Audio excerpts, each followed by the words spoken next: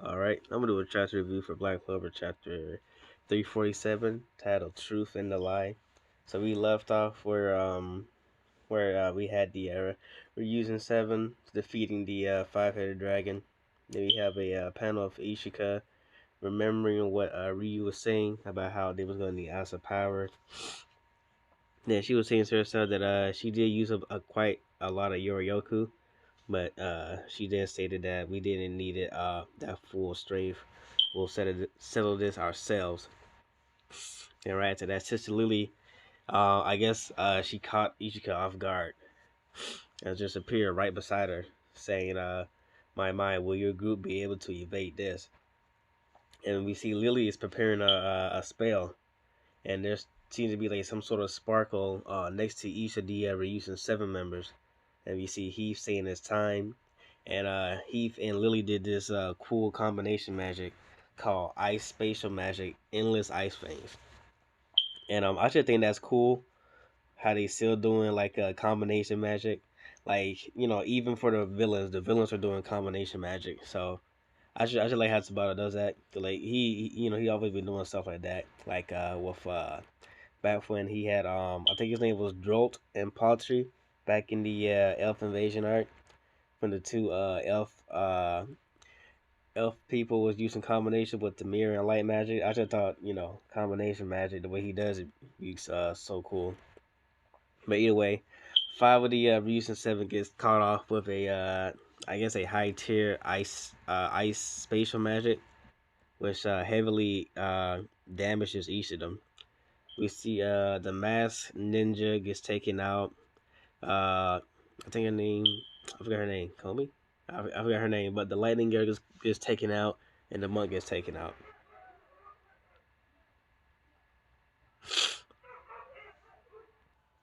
And we get a cool a little a art panel of Heath doing a pose, summoning his ice magic that had kind of like snuck attacked the Ryusen seven. Him saying a unescapable attack from all sides. That's the most efficient method. But we see Ishika and Kizukaku had somehow managed able to to survive that sneak attack with Ishika saying these people the Yoryoku is extraordinary, and Kizukaku saying now you are worth slashing. But in the distance we see the other uh what's it called, Sephram or Angel? But the other angel that was there, Yurulu. And so she's saying, so him saying what's next. And then, of course his magic is beast magic. But he does something a bit different than Veto. Apparently he summons a creature called the Boogeyman. And so that a frog appears and Keisukaku is like completely now just rendered useless in fight, seeing how she's scared of frogs. And then Yurilu explained his magic, saying Boogeyman awakens its opponent's memories of terror and gives him physical form. And like that's pretty crazy. Like I like the design of the Boogeyman. It looked like some sort of like little imp creature with like hair on it. And then then it's actually transformed to the actual thing that the opponent fears the most. So I kind of like that concept. I also like how his beast magic is way different from Veto's. Like his beast magic kind of deals with like mythical creatures and whatnot. So that's pretty cool. But we see Ishika's fear, or I guess yeah, Ishika where's fear is her father. And so then, the boogeyman takes the appearance of her father back when he was a deadbeat. And then we see Ichigo in her memory saying, he treated me cruelly when I was small. So yes, he does frighten me, but at this point, an illusion like that won't. And then she see that some memories started popping up in her head, memories that she doesn't remember. And it starts off with their dad, complaining and whatnot, having a fit, saying, "Damn it, how long do we have to live like this? Give me a war. They're all useless. All this peace has addled them. This ain't what they did. This all this ain't the Yami clan." And we see him, like I said, throwing a fit. And then she's questioning herself to see if this or ask for her memories because she doesn't remember any of this. But we see on the dad conversing with Yami and Ishika, saying, "Sukehiro, we're gonna bring back the Yami clan's pride." Sukehiro saying, "Huh? What are you talking about? You damn geezer." And then we see in this one panel he has some sort of like black or reddish pill that he's holding, and he's saying it's a demon soul pills. Take this thing. It'll spike your urge to kill and draw out all your latent Yorioku. It's the clan's secret drug. Yami trying to stop him, saying no, don't. But it seemed like he was able to force Yami to take one of the pills, and then Lila he also forced Ishika, saying you want one too. Even a little good for nothing can maybe help you out a bit. Now I'm just surprised he's able to have like these. He's able to have these access to these drugs that supposedly increase your urge to kill and whatnot. Like I don't know. I just think that's wild. Like this man had these pills just lying around and he can just use them for whatever reason. And like that's a really scummy thing to do to use it on his own children. Like he literally force fed it to Sukihiro and Ishika, which is like crazy. I don't know. I mean like that if he ain't the worst father in anime, then I don't know what is. I mean I'm pretty sure that there are worse anime fathers out there, but like damn, that's a pretty scummy thing to do. But anyways, we still in the memories. We see the Yami clan people running away, pleading with their lives, saying no, don't do it. And then we see one of them was about to spout out Ishika's name, and we can assume that they get killed later. We see Yami resisting the urge from the red demon pill, holding himself, also trying to call it to Ishika. In Ishika's point of view, we see nothing but just countless bodies of the Yami clan lying on the floor, all all are wasted and dead. And then we see a blade being held up, and in the reflection is Ishika. So then it gets revealed that Ishika was the one that had massacred her own clan, which is it's like that's like the craziest plot twist.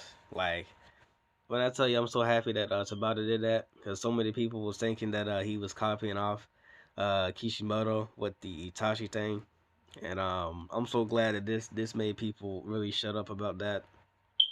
Cause like I don't know, people been saying like Tabata be copying a lot of stuff. I don't think it's really copying. I should think it's he's just using that for inspiration and for reference. But you know how people are. But either way, we see it was actually Ishika, and honestly, from the way the dad spoke of the Yami clan, them being very passive, I can see her doing this. Like I can see her taking them all down if there really are passive people. Like that's not really a lot of fighters. Like it seems like the only people that are like still fighting is Sukihiro's dad and Sukihiro, because Sukihiro's being trained.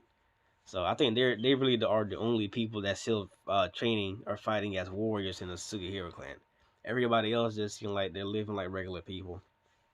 So like I said, that's just confirmed to me that I can see how she killed all these people because I don't see any of them at all holding a weapon next to their bodies. Yeah, nah, yeah, these are just regular everyday people of the Yami clan.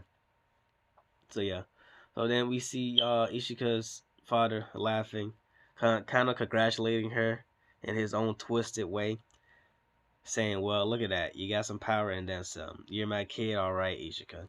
Like I don't know, like that's just a really crazy thing to say after she just massacred the whole Yami clan.